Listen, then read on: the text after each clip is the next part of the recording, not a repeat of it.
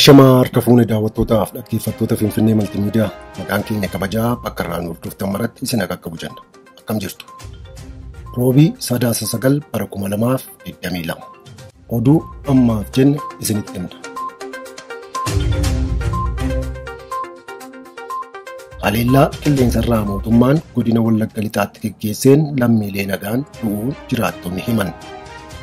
Aanaa mana sibuu magaalaa Mandiitti guyyaa roobii har'aa waaree booda haleellaa diroonii geggeeffameen namoonni sibiilii du'uu isaanii jiraattonni magaalaa Mandii kan Finfinnee Maltiimiidiyaatiif mirkaneessan. Jiraataa magaalaa Mandii kan ta'an tokko namoota haleellaa qilleensarraan raawwatameen roobii har'aa ajjeefaman keessas miseensonni waraana bilisummaa Oromoo keessa jiraachuu akka dhaga'an ibsuun lakkoofsa namoota haleellaa kanaan lubbuu dhabanii garuu yeroof kan adda hin baafanne ta'uu Finfinnee Maltiimiidiyaatti himan.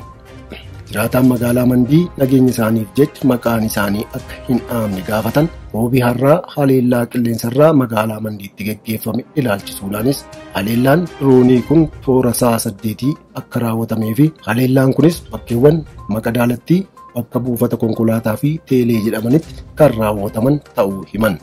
Jiraattonni magaalaa Mandii Finfinnee Maltiimiidiyaan dubbise akka jedhanitti guyyaan roobii har'aa guyyaa gaafa gabaa waan ta'eef lakkoofsi namoota haleellaa qilleensarraa raawwataman kanaan lubbuu isaanii dhabanii hedduu ta'uu akka hin oolle himaniiru.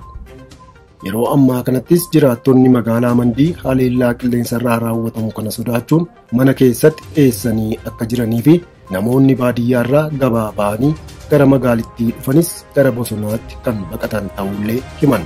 Haleellaa qilleensarraa raawwatame kanaa fi miidhama namoota nagaarra ga'e ilaalchisee qaamolee nageenyaa bulchiinsa sadarkaan jiruu fi ogeessota buufataalee fayyaa fi hospitaala Mandii dubbisuuf yaaliin Finfinnee Maltiimiidiyaan irra deddeebiin taasises hin milkoofne.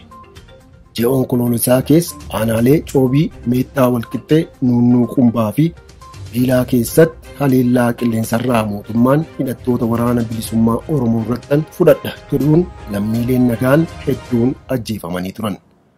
Oromiyaa keessatti lola mootummaa fi waraana bilisummaa Oromoo gidduutti geggeeffamaa jiruun lammiileen nagaa gaagama guddaaf saaxilamaa jiraachuu yeroo garaagaraatti himatu.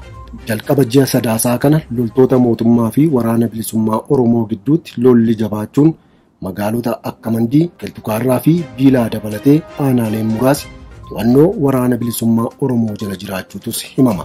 Waraanni mootummaa Itoophiyaa fi humnoota Tigraay gidduutti waggaa 2 geggeeffamaa ture karaa nagaatiin akka xumuramuuf qaamoleen lamaanuu Afrikaa Kibbaatti waliif mallatteessaniiru.